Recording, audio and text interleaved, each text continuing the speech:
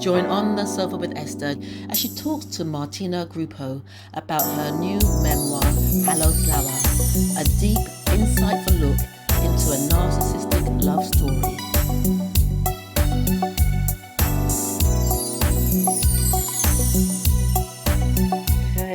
Okay, here we go. Well, good morning, good evening, good afternoon, wherever you are across the globe. Welcome to On the Sofa with Esther, Tuesday's Words of Wisdom. Tuesday's Words of Wisdom. And what does that mean? Well, on this particular show on a Tuesday, I talk to individuals about their struggles, their challenges, sometimes their traumas, and what the solution of coming through. How did they come through? What was it like coming through? What were the tools, modalities, and practices that they used to come through? And each one of us, I'm sure, has a story to tell and coming from certain places. And the beautiful thing is that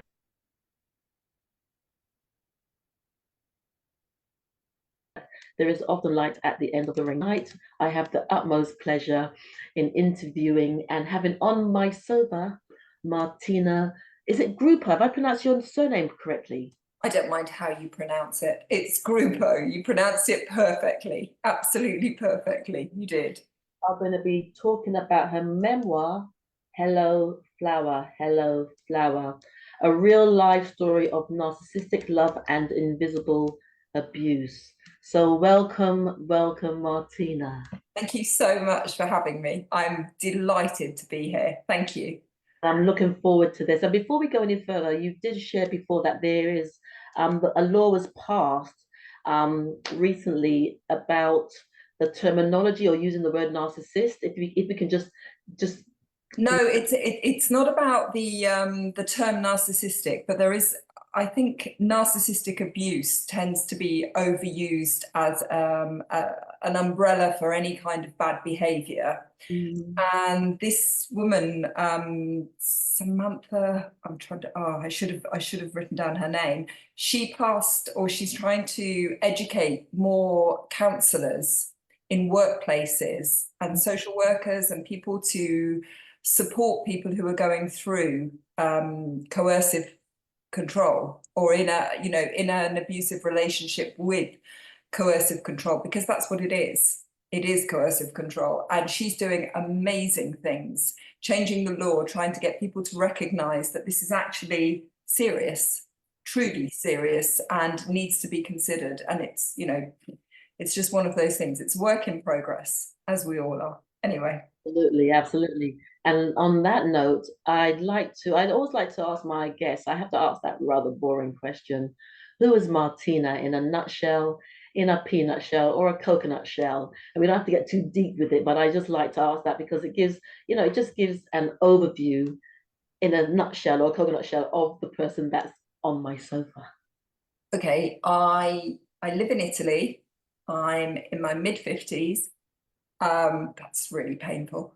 And I'm enjoying my house, my plants, my garden, and I'm learning to understand who I am again. I think I love traveling. I adore my friends, and life is good. Life is going to be much, much better, but I'm working on it. That's who I am. Oh, and I speak languages. I love writing. And I dance in my kitchen. There you go. Brilliant. Love that. Love that. Dancing is so therapeutic, but it's also fun. There's things in dancing, especially, after reading your memoir and reading what you've been through. And it's been quite a journey, as they say. And one thing I must say, when I read the book, I kept on thinking, how do you not see? There was one part, especially towards the end, and I was thinking, how does she not see? And I must admit, I was finding myself getting a little irritated because I guess as an outsider reading, you can see the pattern and what was going to happen. And yet your heart was still open to him. And then I also remember I turned the next page and then you gave him an ultimatum. I'm like, this is what I've been waiting for. So let's go back a bit. Let's go back to the beginning, if we may, Martina, as much as we can in terms of what the beginning is, and growing up and how you were growing up in the family that you grew up in, and how you were perceived, the expectations of you in terms of, a daughter, a female. Do you feel that those expectations influenced a lot of how you then went through life? Yeah, I don't think I was the easiest child in the world, but I do think I mean I think I've always had quite a strong personality, but I also think it was balanced out by this real need to please people. I wanted to be good. I wanted to make sure that, I received the praise. So I think it's a great question because I think it does stem from when you're a child that you don't necessarily put yourself first, and you're taught that others' needs are more important, Mm, and what others want or need to have is what you should be doing, and that will make you a better person. And I think from then, you develop as a child who is always striving to please other people in what, and I mean I'm talking about anything, whether it's setting the table the best way, cooking the best meal, or giving up a toy for somebody else. It's all of those things. That's what you do. And you just automatically, even though it's subconscious, put yourself lower and lower down the priority list, if you like. Yeah, I think that's what happens. mm, I I'd also like to say that I do understand 100%. Nobody was more frustrated than I was, with the fact that I kept giving him chances. mm. So I do understand in the book how people want to throw it across the room as they say, "Oh, for goodness sake, just leave! For God's sake, can you not see what he's doing?"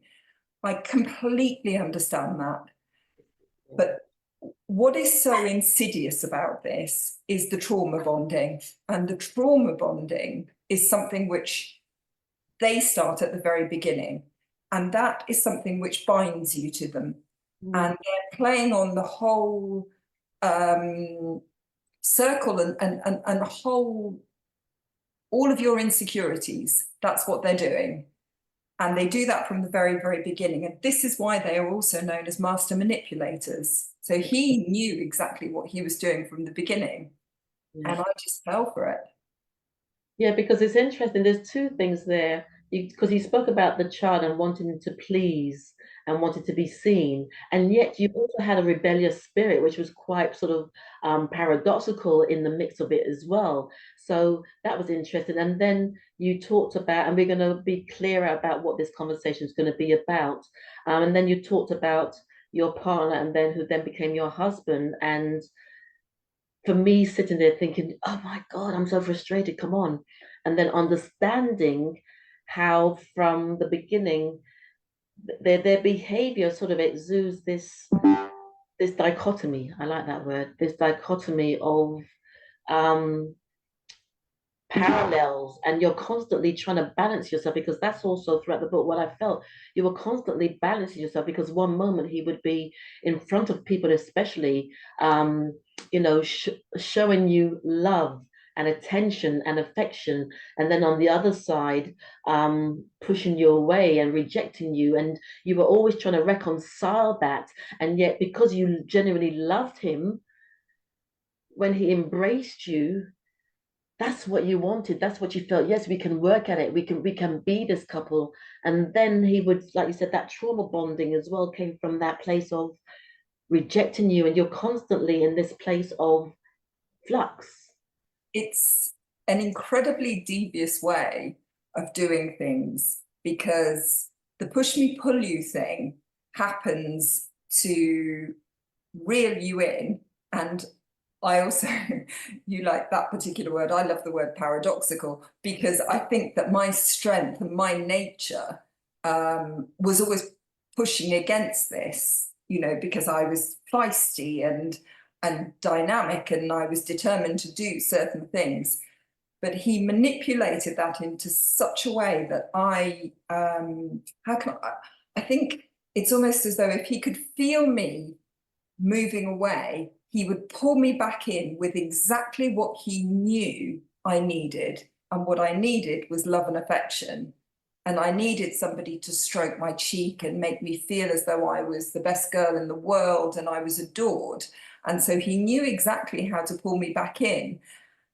And at the same time, when the bad treatment, you know, when it was negative, when it was awful, he knew which buttons to press. And the buttons that he pressed were to make me feel as though it was entirely on me. Yeah. It was my fault, you know, the way that I was. And that could be anything from me being too feisty to wanting to please people too much. So it was almost like whatever I did was wrong. You know, oh, you always put them before me. Why can't we just do something on our own? Or you know, why can't we ever go out? We never go out anywhere. So I was running around in circles thinking, okay, what is it? What is it that we need to do? What is it that I can do that can actually make this better? Because this is all my fault. But also, what I found is even when you did something for him, for you, there was still um that sort of work at play going on subtly in the background.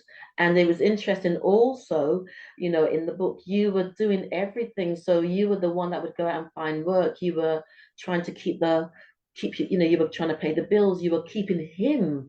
And interestingly, every job that he went to never lasted. And there was a part of me was thinking, did you ever call up the work at his place of work to find out did you ever find out why he was let go, or why, you know, he can never hold down a job? I did, but the rhetoric that he was spinning was that he was the victim. And I think a lot of these places wanted to protect me. So they said, oh no, so they would then make up excuses. Oh, you know, it wasn't quite right because you know, I had a friend that he went to work for her husband. And I had huge optimism and hope that this would actually work out and it would be really good. And they never really said anything. And I totally understand why they never really told me what had actually happened. But they started to distance themselves from him. And I can completely, now I know, understand and see why they did that. They didn't want to upset me by saying, well, actually, he was dreadful, he was lazy, he didn't do anything, he wasn't sociable, and it was obvious he didn't want to be there. And there was me living in this cloud cuckoo land thinking that, you know, all he needed was to be given the opportunity. And of course, if I asked him, he lied about it. No, it didn't work out, or they didn't have enough jobs because it suited him not to work.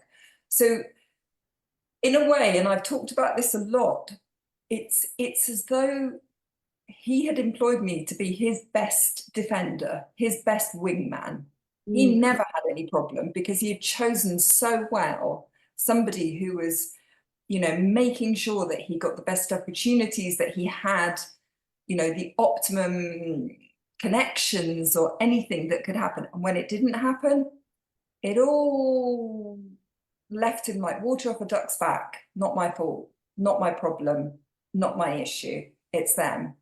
And so, yes, you know, and honestly, Esther, I think this is something I think should be taught from kindergarten, if not primary school. Boundaries. Boundaries, you know, are a huge part of this, because if I had proper boundaries in place, then I would have said, actually, I can't do this anymore. This relationship is no good. We've got to stop and walk away. You go off and you have your life. And if this is what you enjoy doing, which is not working and just getting by, that's fine. But I'm better than this. But I didn't, because he didn't make me feel, but I had felt that I was very lucky to be with somebody like him.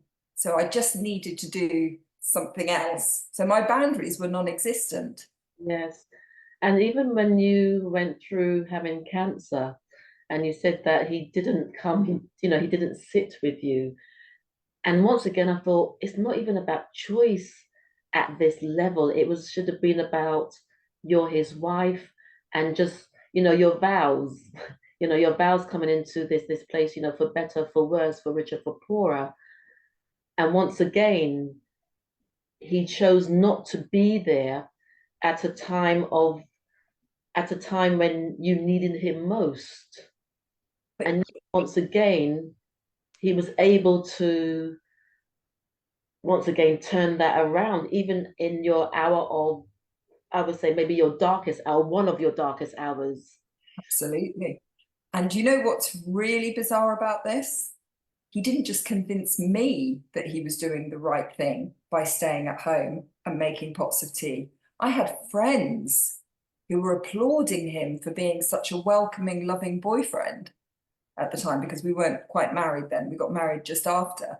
But yes, we were in a long-term relationship, and they were saying, "Oh, he's so good. He had managed to convince everybody with his drawings on a chalkboard, you know, and I was enabling it, all of it. I was allowing it. It really upset me in the last couple of years to find out that my dad had been really upset by that. That Okay. my dad had felt that he should have been sitting outside in a car, even if he didn't come in with me. He should have been there by my side the whole time.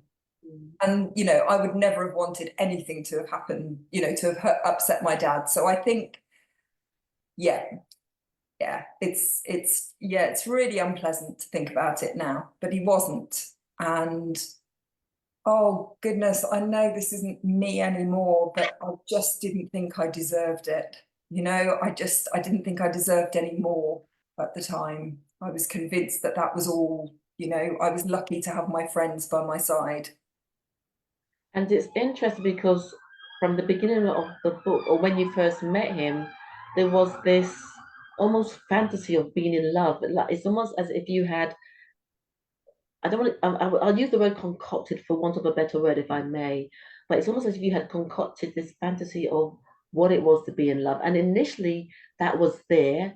And it's almost as if you held on to that throughout your marriage, no matter what he did. You had this um I don't know if you want to call it fantasy, but I'm using that word for now. This fantasy of being in love.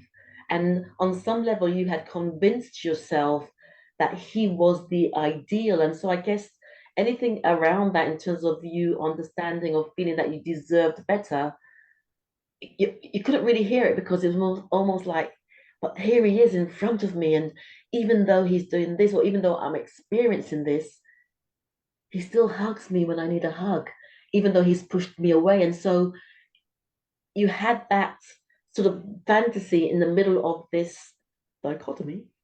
Um, No, I think a lot of it was to do with the fact that I had taken it on my shoulders the first time we met, and I had left to go to university.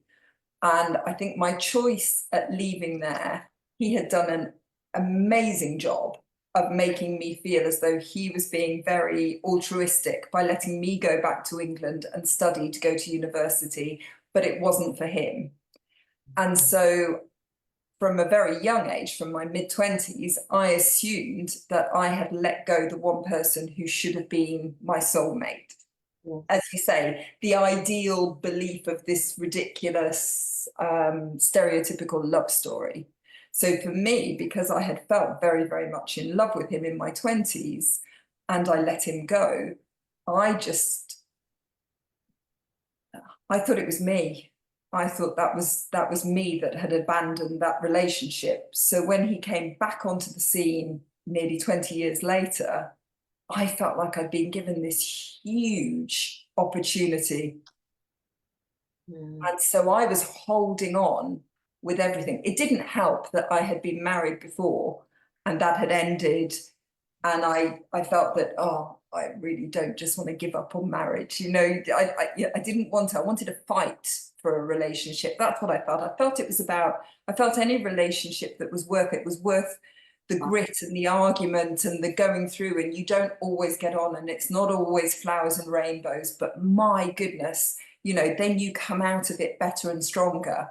But when you're fighting for that and you never come out stronger, there's something really wrong.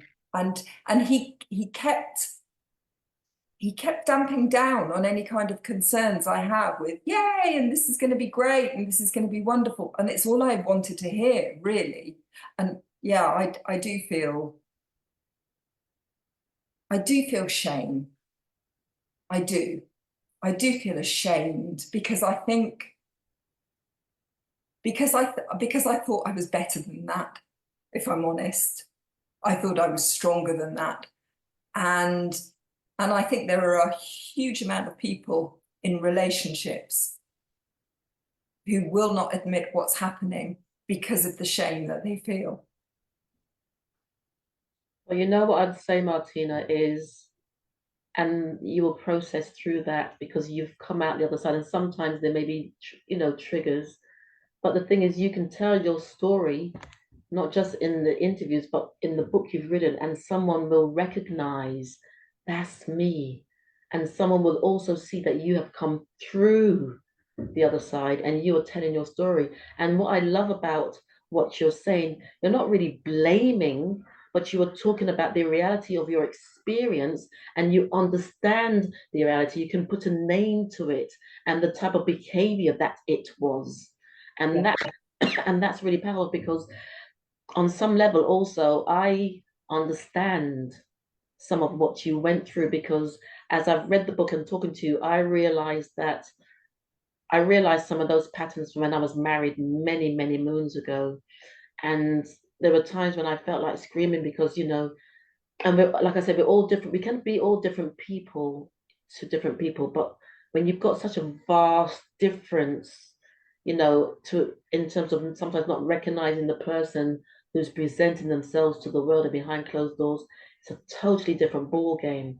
And I remember the times when I felt like screaming as well, because it's almost like, my God, no one's going to ever believe.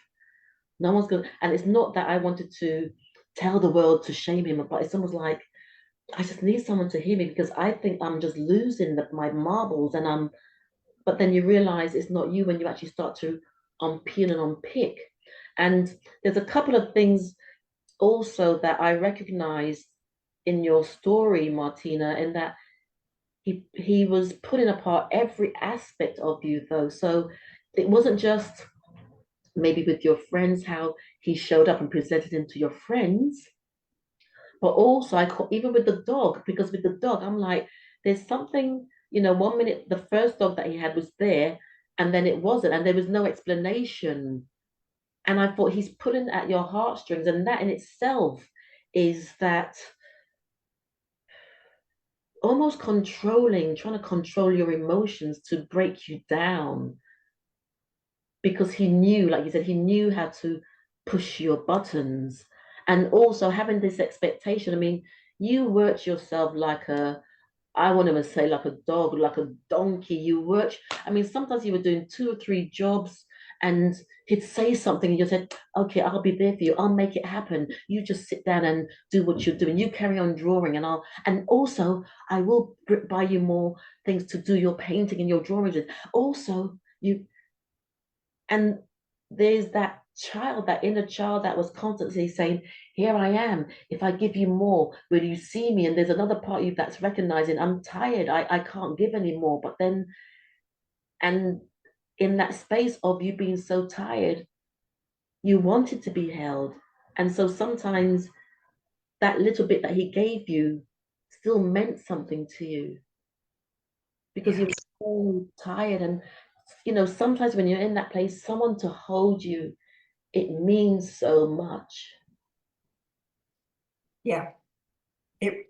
Yeah, everything that you're saying is just, it's just, it seems almost surreal that it even happened. But yes, the working 3-4 jobs, then being accused of being obsessed with work or obsessed with money, or, the dog that he wanted so badly. But then that's the only thing that really upsets me.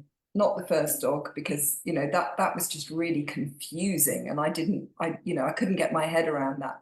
But the second dog, my dog, as I decided he was, I mean, he just, that was just beyond crazy. You know, to go through the effort of trying to find out about dogs and dog sitting and, you know, creating opportunities to getting to know them, to then buying somebody, and not a Chihuahua either, you know, we're talking a Great Dane. It's quite a busy kind of dog. You've got to really, you know, you have to sort of work hard with something like that. And then he just, towards the end, he just didn't care about it. That really upset me. More than probably how he treated me, actually. I found that really, really difficult.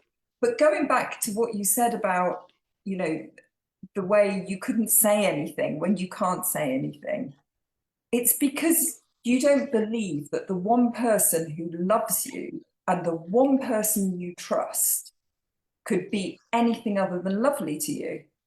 So it's almost like this veil that's like, well, no, well, you wouldn't say that. It wasn't till very much towards the end that I became aware that he was being borderline cruel or picking. You know, before that, I just couldn't get my head around it. So I can't blame anybody else for falling for it, or for anybody else for covering it up, because I did entirely cover it up for him. I totally believed what he was saying. You do. And I guess you do, because when you're with someone, you said when you're with someone, you want it to work. You work. I've never understood how you can be with someone and not want it to work and not want to put in.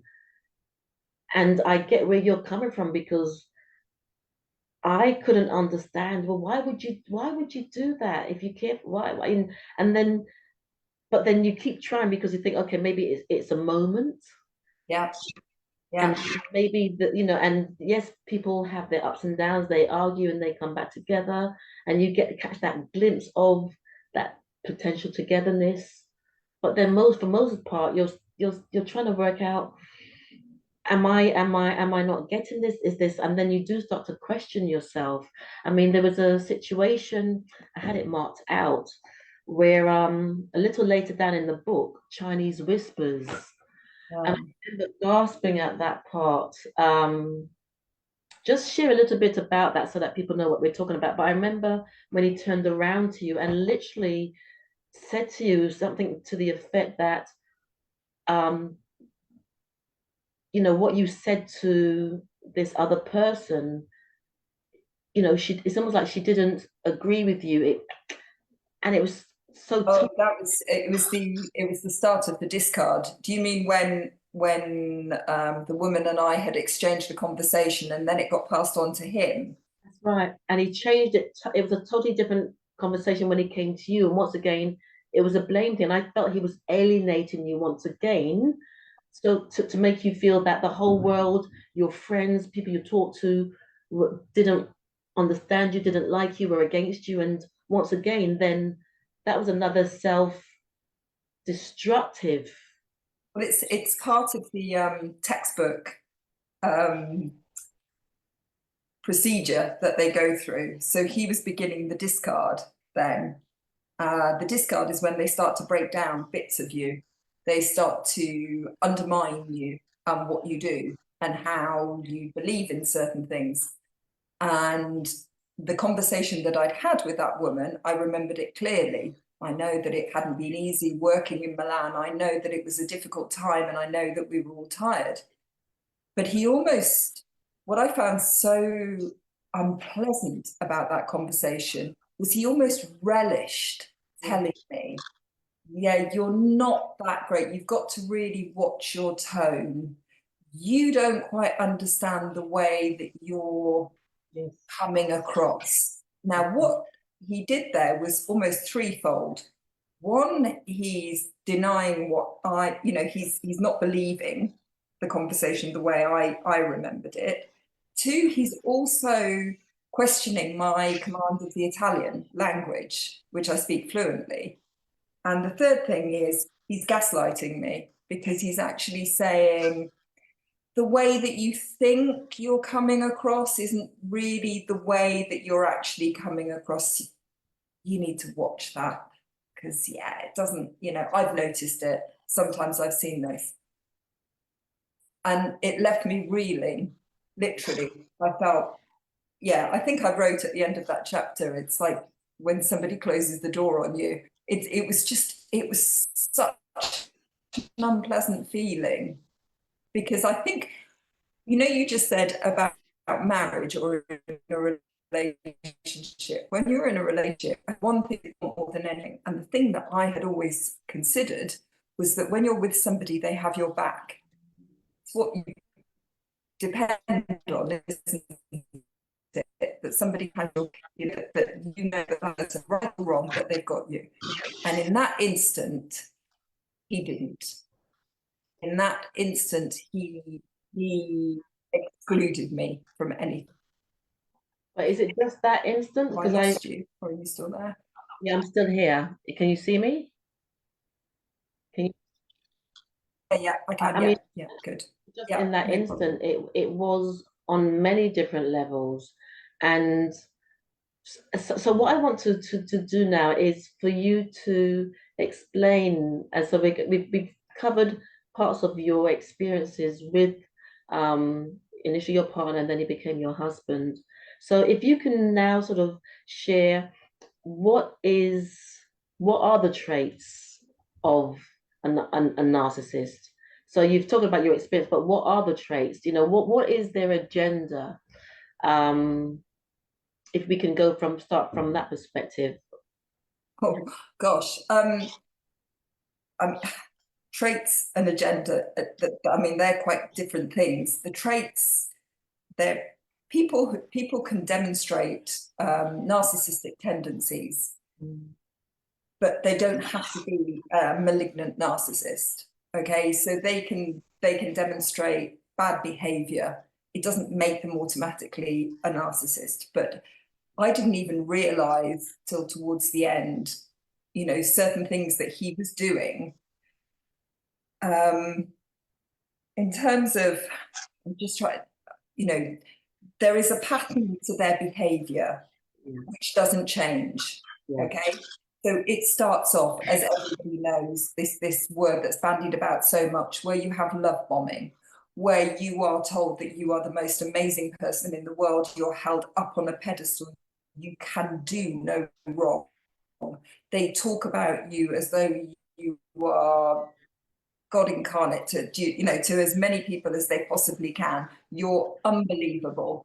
You can do no wrong, and they absolutely adore you. And that's everybody says, oh my goodness, you have found the one. This is the person who you absolutely have to be with. Then follows a period where they are mirroring things. Yes, piece of music, I really like it, and oh, you like that too. And I was talking to somebody the other day. He would copy me with certain things, you know, the mirroring that it's really, it feels flattering, but it feels a bit odd as well, because it's almost as if this person is trying to get you, is almost like your soulmate. It's beyond belief what they're actually saying and doing. This And I think what they're doing is they're trying to copy you. Look, I'm not a psychologist, okay, and I don't know the reasoning behind every single disturbance, because, you know, and it is a disorder, because they say it's a part of the brain that hasn't actually developed as a result of childhood trauma or whatever else that may be, you know, whether they were treated too well or too badly when they were children.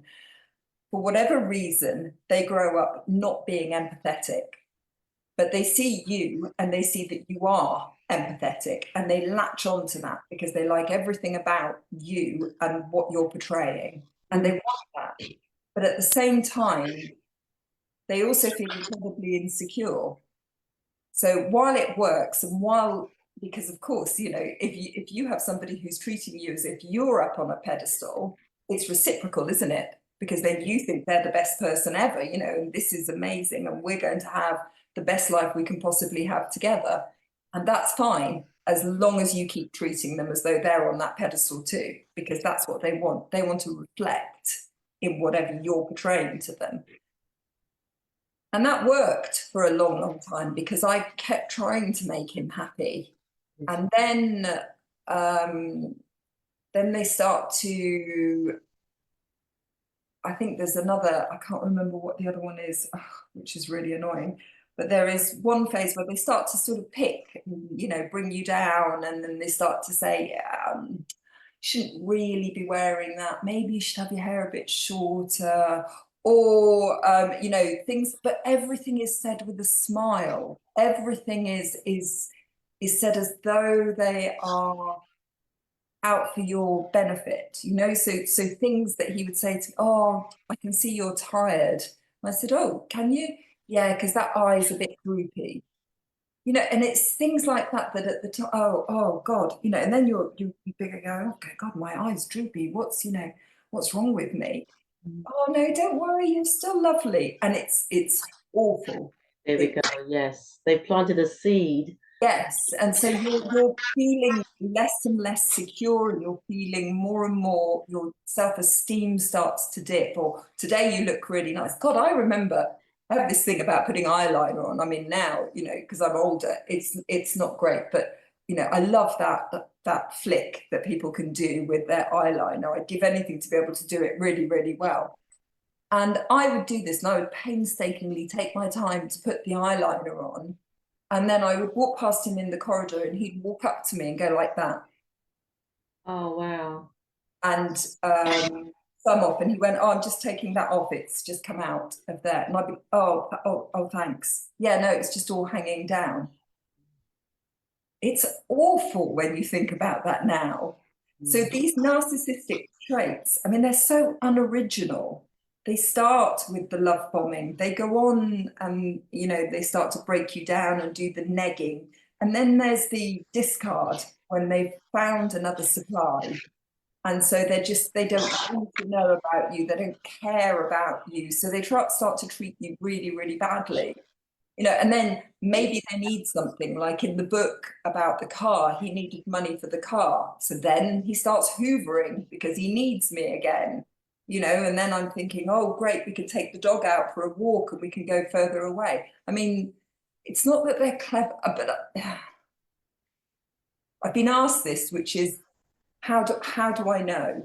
You know, how do you know if somebody is one? And I think when you're in a relationship with somebody, it's really hard because they're using you as their best wingman.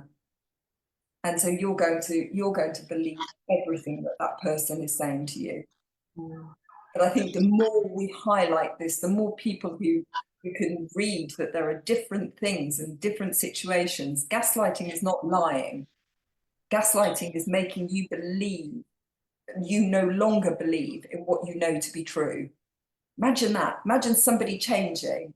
Actually, Esther, you don't like that kind of music. You've never really liked that kind of music. You like this kind. I mean, can you imagine if somebody said that to you?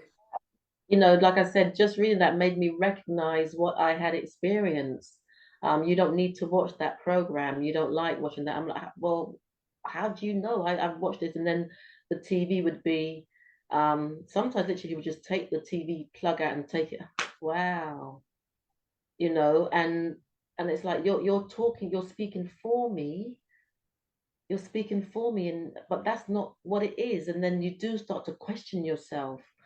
You know what he told me all the time?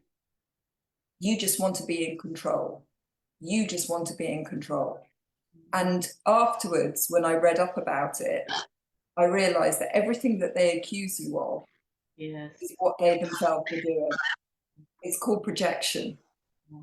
I wish I didn't know all of this stuff, but I do. Unfortunately, I do.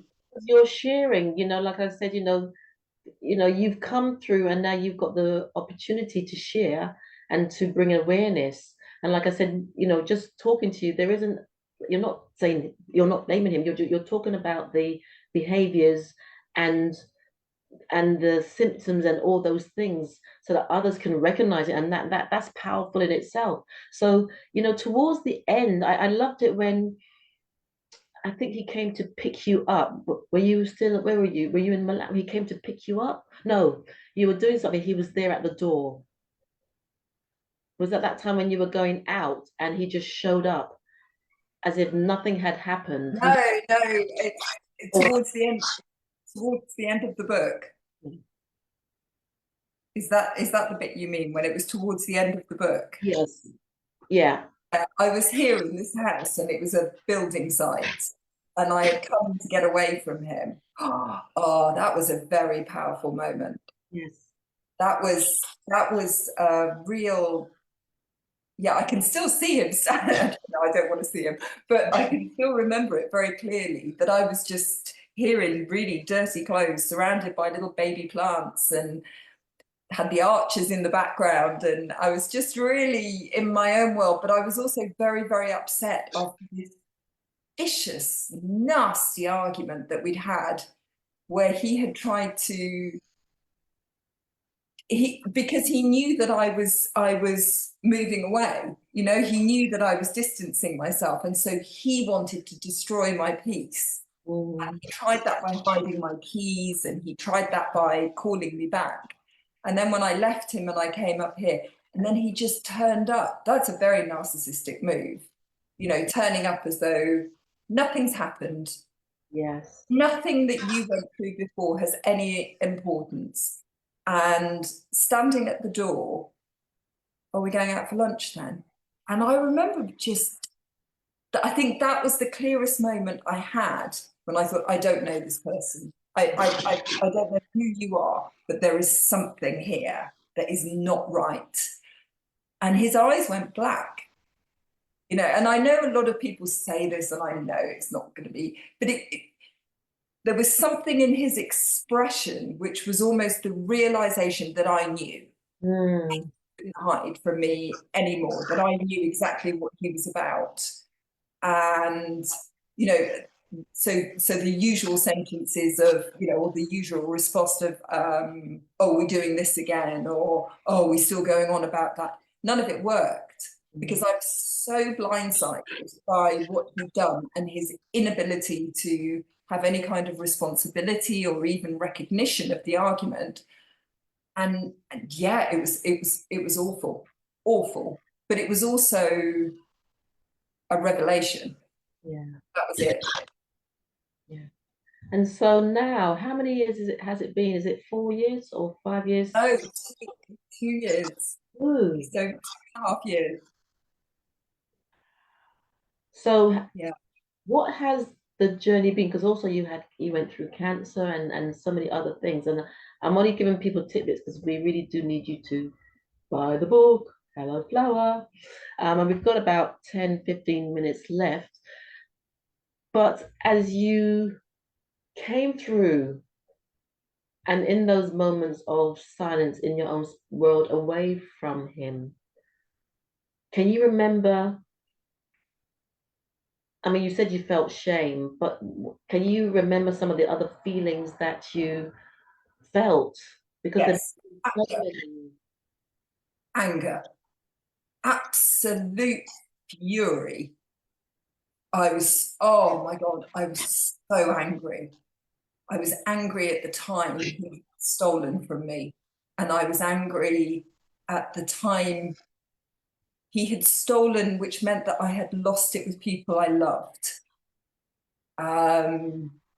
Absolute blind fury for the first year, I have to say. It was really hard. And as I spent a long time on my own, that first year, I went through different stages. It takes, you know, I'm still a work in progress. It's, you know, I'm still working on myself. Therapy got me through the first 10 months. It was the only way, because I couldn't understand how. I know you said, you know, you didn't feel shame. I did. I mean, you know, apart from the shame, but it was trying to work out how somebody like me had allowed this to happen to them. That was what I wanted to work out. That's what I wanted to know. How? you know, and oh my God, writing about it was unbelievable. You know, writing it down was, it took the form of a really angry, awful, spiky blog. You know, and there was an awful lot of, you know, swearing and recrimination and anger in that blog. But then when I wrote the book, which started last year, and I decided I was going to put it into a book, and I had to take the whole story back, you know, to the very beginning. And my editor said to me, "We need to know why you fell in love with him." Imagine how that felt. I was like, really? Do I actually have to go back there? But you do, because otherwise it just sounds like some old harridan, hysterical harridan going mad about, you know, the breakup of a marriage. And it wasn't like that. So I had, and in a way, I think that was incredibly therapeutic, cathartic, healing for me, because some of the time when I went through it and I was right, I mean, I would physically push the laptop away from me. And, you know, as I remembered, because there was so much I remembered, 6 months, a year, 18 months down the line, even to the very end, even 4 or 5 months ago when I was coming to the end of editing the book, I still remembered stuff. You know, and I think my favorite expression is it's like watching the past with the proper glasses. It's like looking through the past with the proper prescription glasses. No matter how horrible it is, everything becomes clear. Wow. And in total, how long were you with him for? You know, from the time you had a break, but if you totaled up the years. The second time, 11 years. Okay. 11 years. And the first time? And the first time was a couple of years. Okay. Okay. I think I liken it to, if you cut a tree trunk down, that's how much damage it does with the rings. You know, the rings that go around? Age ring, yeah. That's how deep the trauma is. You know, I am very, very different now. I am. I mean, I've got myself back and I'm working on myself, but I don't trust. And you know, and sometimes it's quite hard. It's really hard, you know, when I can feel my reaction, you know, and it's visceral some of the time. If somebody does something that just, you know, sets off that trigger, and I can react, which I'm working on. I'm working on that. And that's really nice, because you've said that several times, Martina. You've owned it. You know, you've owned what you're doing. You owned how you're feeling. And if I had to ask you this question, and you may not be able to answer it, but if I were to say at this moment in time, like you said, you're a work in progress, but what is it that you like best about Martina at this moment in time? I'm really kind. That's what I like. I got told that, somebody said that to me a couple of weeks ago. They just said, "You're really kind." And I thought, oh, that's so cool. That's probably the biggest compliment ever. Mm. And is that how you feel? You were given that compliment, but is that, and I'm not going to go too deep because I can go deep, but because we're winding down. Because this, it's almost like I feel there needs to be a part two, could be a part two around this, you know, after, you know, the post. I'd have honestly, Esther, any excuse to come back and talk to you, I'd be delighted. So really, we don't even have to make up a part two. We'll come up with something. I think the biggest thing for me, which I didn't do before, which I do now, and the thing I'm most proud of, is I put myself first without feeling selfish. I think that's probably something which makes me proudest. You know, if I want to do something, I think about what I want. Yes. You know, do you really want to do this? Yes. And not because I'm upsetting anybody else, but I put myself first. And if I could say that to anybody, don't feel selfish because you put yourself first. You're actually, you should be, you're a priority. And I've just got a message. This Heather Naylor King. Read the bloody book, she says. It's an absolute education. It's a true life guide, step by step, to how to recognize. Martina is an absolute inspiration, not a victim, but a survivor. And the book is a love story in reverse about how you learn to love yourself enough to accept your own self-worth. And I love that you said Buddy was your dog, because he was, is, and always will be. Thank you. Oh my goodness. Can I just say that Heather is from, I've known her from the Great Danes. There's a group, a Facebook group of Great Danes. And Heather, when Buddy got very, very ill because he died last year. Oh. And I'll just let you know that Heather was just, I've never met her, but she's an angel, because I was on my own and I knew that I had to, you know, he had to go to sleep. And I remember sending her a message saying, I don't know if I'm doing the right thing. And she said back, she just sent me this lovely message back saying, if you're asking me, you are. You know that you are. So yes, thank you. That's so, oh my God. That's the second time in one program I'm going to cry now. Thank you. And also, Buddy, you know, dogs, dogs are more than just dogs. They're companions. They're friends or companions, but also they feel us, they know us, they sense us, and they're there in a space. Because I had to put my dog down 2 months ago, and for the first week I was in so so much pain. I had him for 15 years. Yeah. As I sort of went through, you know, you look through the time frame of time, and you realize he was always there. And even when he was tired, because I used to go for a jog with him in the morning, and even though he was tired sometimes, he'd still jog with me. But they know, they just know. They are, yeah, I was very, very lucky to have him. I was incredibly lucky. He was just the best. He really was. You know, it's time to wind down, but I've really enjoyed this conversation. Just it was full on, Esther, but it was amazing. Thank you so much. I can be a bit deep sometimes because I'm an empath, so I feel things as well. And from the feeling, then my questions are guided around that, as well as from the real sort of practical elements of what happened. But I just want to say thank you for sharing, and thank you for being honest. And like I said, one thing that I didn't hear, you spoke about him, you spoke about your experience, but there was no sort of the blame thing. And I feel that that shows a lot of healing as well. And just for you to say, I'm a work in progress, and I'm just so glad to have met you and to have read your book, and yeah, hoping to speak with you more as well. And one day we'll meet, definitely. I will meet one day. Absolutely.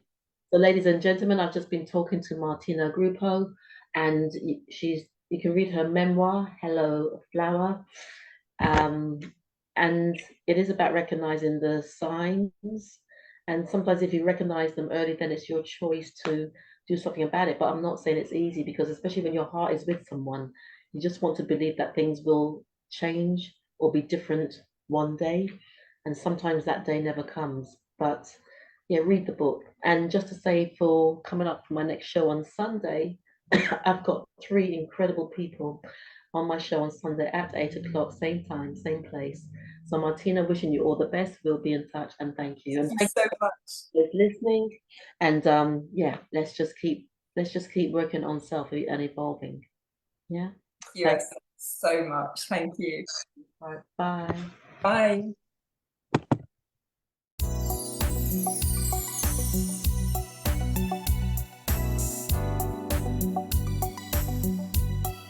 If you enjoyed this video, be sure to give it a thumbs up and subscribe for more content.